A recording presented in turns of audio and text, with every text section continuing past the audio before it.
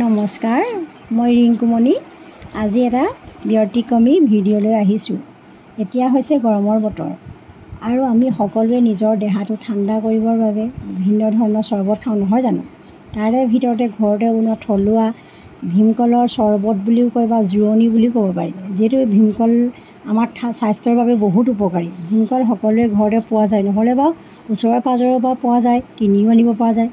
গতিকে আপোনালোকে নিজৰ শৰীৰটো ঠাণ্ডা কৰিবৰ বাবে ঘৰতে এই চৰ্বতবিধ প্ৰস্তুত কৰিব পাৰে। মই এতিয়া এটা কণ্টেইনাৰত পানী অলপ লৈ দেখিছে, এটা ভীমকল কাটিলোঁ আগতে, এতিয়া আৰু এটা কাটিছোঁ।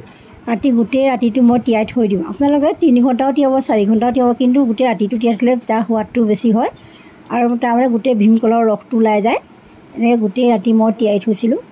পিছদিনাখন মই এই দেখিছে এতিয়া আপোনাৰ এগিলাচত বাকি দেখাম। এতিয়া এগিলাচ এনেকৈ বাকি লৈ ইয়াৰে পৰিৱেশন কৰিম। আপোনালোকেও খাই চাবচোন, বহুত ঠাণ্ডা লাগিব। আপোনালোকে বেলেগ চৰ্বত নাখালেও হ'ব। আপোনালোকে যদি ভিডিঅ'টো মোৰ উপযুক্ত বুলি ভাবিছে, তেনেহ'লে প্লিজ মোৰ চেনেলটো ছাবস্ক্ৰাইব কৰি ল'ব, কাষতে থকা বেল আইকনটো প্ৰেছ কৰি অল কৰি ল'ব। আজিলৈ আহিছোঁ, নমস্কাৰ।